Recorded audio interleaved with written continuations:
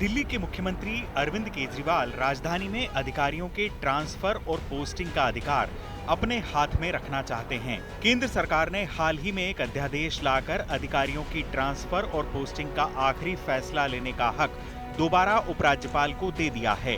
अब केजरीवाल विपक्षी पार्टियों से मुलाकात कर संसद में इस पर आने वाले बिल को गिराने में सहयोग मांग रहे हैं। उनका कहना है कि विपक्ष की एकजुटता से राज्यसभा में अगर यह बिल पारित होने से रोक लिया गया तो लोकसभा चुनाव से पहले विपक्षी एकता का एक मजबूत संदेश जाएगा। मैंने उनसे निवेदन किया, अभी वो पूरे देश के अंदर विपक्ष को एकत्रित करने में जुड़े हुए हैं। मैंने उनसे निवेदन किया कि अगर सारा विपक्ष इकट्ठा हो जाता है, नॉन बीजेपी सारी पार्टियां इकट्ठी हो जाती हैं, तो एक तरह से राज्यसभा के अंदर अगर ये इसको बिल के रूप में लेके आते हैं तो इसको बिल के रूप में हराया जा सकता है राज्यसभा के अंदर। और अगर राज्यसभा के अंदर ये बिल हार गया तो ये एक तरह से 2024 का सेमीफाइनल होगा।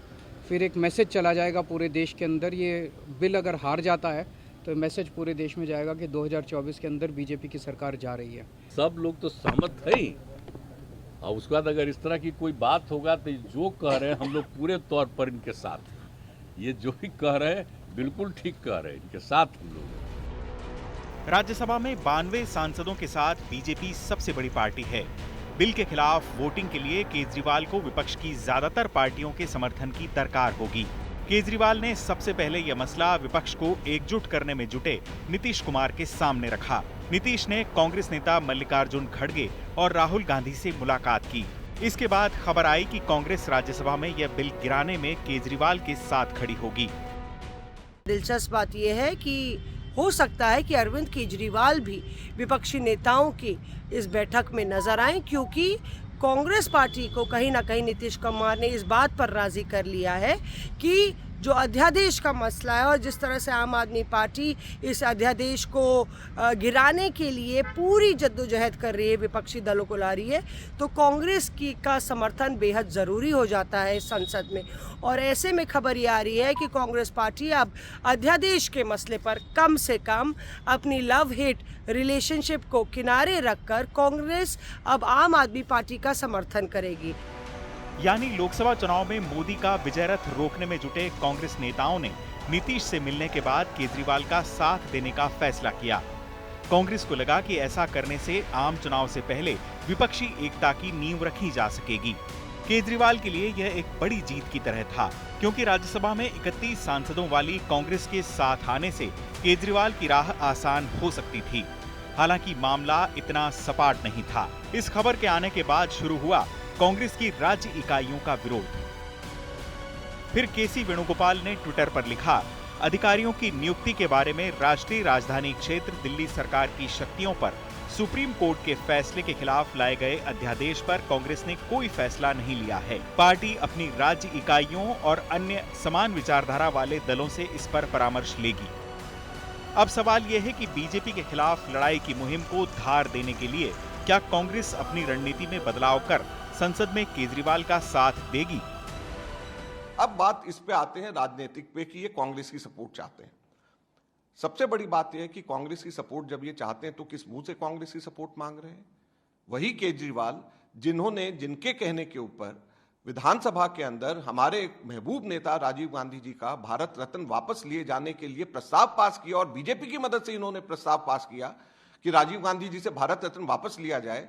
वो अरविंद केजरीवाल अब ये कहते हैं कि कांग्रेस उनका समर्थन करे।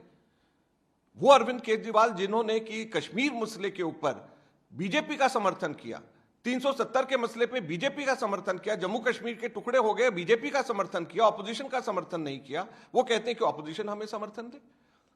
वो अरविंद केजरीवाल जो इंपीचमेंट जब जस्टिस दीपक मिश्रा की हम लोगों ने मूव करी, क्योंकि जस्टिस लोया केस में उन्होंने पीआईएल सुनने के लिए मना कर दिया, उन्होंने इंपीचमेंट के मसले के ऊपर बीजेपी का उन्होंने पार्लियामेंट के अंदर सपोर्ट किया। वो अब ये कहते हैं कि ऑपोजिशन हमें सपोर्ट करे।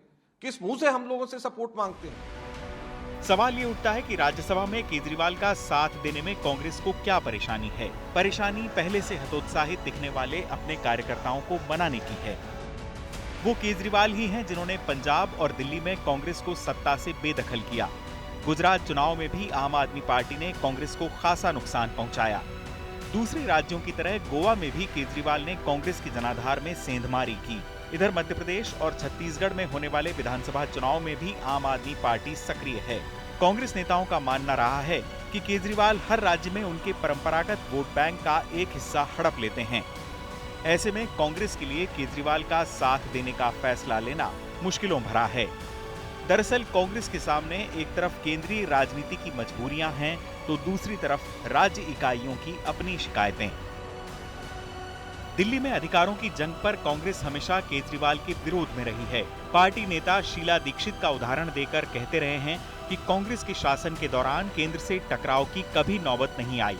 ऐसे में अब अध्यादेश के खिलाफ केजरीवाल का साथ देना उनके लिए मुश्किल होगा। केजरीवाल के साथ राजनीतिक समझ के सवाल पर पंजाब में कांग्रेस के कद्दावर नेता प्रताप सिंह बाजवा भी बिफर पड़े। उन्होंने कहा कि कांग्रेस का आम कार्यकर्ता किसी भी सूरत में यह स्वीकार नहीं करेगा। हरगिज नहीं, under no circumstances I am leader of the opposition, I am saying with authority, कोई वर्कर से लेकर लीडर इस बात को मानने को तैयार नहीं, ना हम कबूलेंगे और ना ये होगा। हम तब ये सारी बात देखे एक साफ तौर समझ लीजिए, पंजाब का नुकसान कर रहे हैं, देश का नुकसान कर रहे हैं। ये जमात अब एक बॉर्डर स्टेट में आ गया और वहाँ इनका रहना जो है देश की यूनिटी और इंटीग्रिटी के खिलाफ है, क्योंकि मेरा मानना है कि ये माओइस्ट लोग हैं। इनकी सोच जो है वो जो नेक्सल्स की सोच है, अर्बन नेक्सल्स हैं ये। लोकसभा चुनाव के लिए विपक्ष को एकजुट करने में यूं तो कई चुनौतियां हैं। ऐसे में कोशिश यह हो रही है कि वो मुद्दे तलाशे जाएं जिससे विपक्ष एकजुट हो सके। कांग्रेस की राज्य इकाइयों की आपत्तियों के मद्देनजर पार्टी के लिए केजरीवाल का साथ देने का फैसला लेना इतना आसान नहीं होगा।